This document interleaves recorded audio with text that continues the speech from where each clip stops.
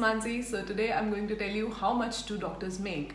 I think this is a sort of double-edged sword because no matter what I say, the speculation that doctors make a lot of money is really hard to break. There is no one straight answer, which is why I decided to make this video and tell you guys how it all really works, how the payroll works. So the gist of it all is that it all depends on whether you are in a government setting, in private setting, what is your work experience, the workload of the hospital, and really just a lot of things. Alright, so let's get started.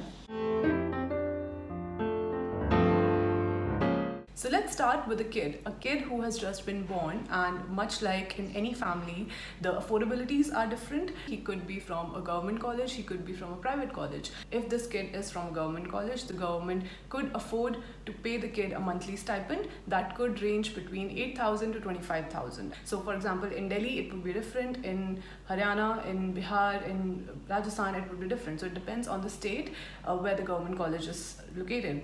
And then again, if the kid is in private college, it could be a very small amount, or mostly there are no monthly stipends paid to the interns. Now the kid is out in the world with sharks and predators and his skill set. This is the life of a junior resident, by the way. Now he wants to make a mark in this world, and there are two possibilities he can go with. Either he can apply in a government hospital or he can apply in a private hospital.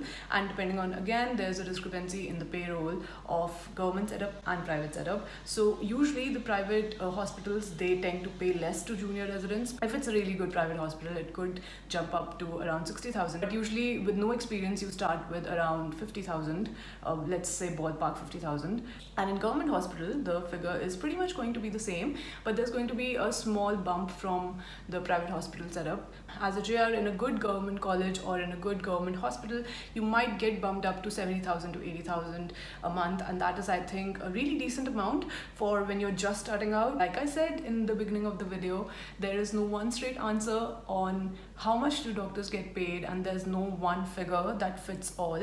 I think this is a very, very subjective area, a very gray area. Let's fast forward to a few years later when he has specialized in a particular field. Now again, during specialization, he had two options, whether he could go into a clinical field or he could go into a paraclinical, preclinical field, which really just also determines what is going to be your payroll from then on. So let's consider three kids: Jane, John, and Jack. Now these three kids are going to choose three different career fields after MBBS, and according to that, the payroll is going to be different from each of them. Jane chose a clinical field to specialize in, and now she's a senior resident. The term we usually use for senior resident is SR, like we use JR for junior resident.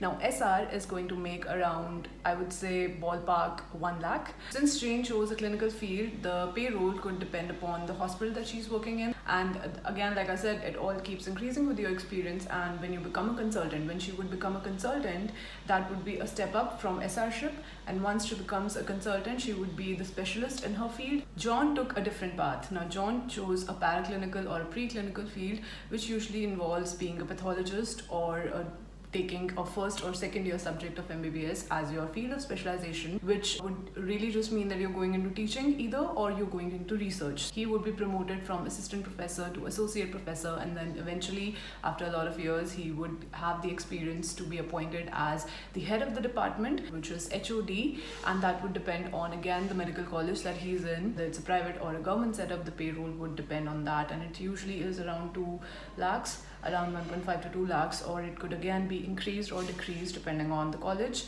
Now Jack chose a clinical field like Jane, but he chose to start his own practice. He did not apply for a job, rather he chose to start his own practice, assuming he has the investment to do so. Once you start your own practice, there is no set limit, there is no set payroll that you're working on. It all depends on how good you are at your job, it depends on how good you are in your skill set, it depends on how much work experience you have. So Jack has endless possibilities. If you are working in a rural area where, again, medical resources are needed, but the population cannot afford much, then you're really just working to help people. To work in rural setting is the most fulfilling thing about this job, and I think people who go for this is the most noble thing about a profession. You earn a decent amount, and you also are helping people, which is really just the core value of this profession, and I think working in a rural setting really just fulfills that in the most sincere way possible. So that covers all the scenarios that are possible when you're working in the medical profession as a doctor.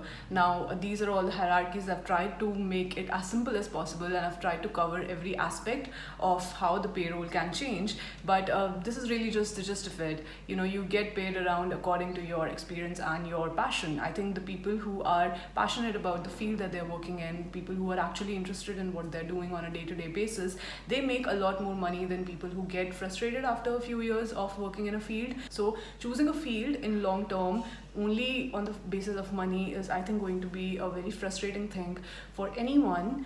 So I think it's really important to choose a field according to your interest. It's really important to choose what career path you want depending on what you want to do instead of what you should want to do. And I hope this also reflects on the point that the amount of hard work that we all do, the amount of years that we put in, so much hard work, so many years given away in our youth just to get paid a minimal amount, really just gets frustrating after a while if you're not doing something that you really want to do. So I think this is also an important point to consider when you think about doctors exploiting their patients. But I think, yes, there are a lot of money-minded doctors as well, which really just make bad mouthing really accessible and really possible and really true. They are ruining the nobility of this profession. But yes, again, like I said, it's a subjective thing. It depends from individual to individual, so there's no straight answer. And on that note, I would like to sign off from this video, and I will see you guys very, very soon. Bye bye, take care.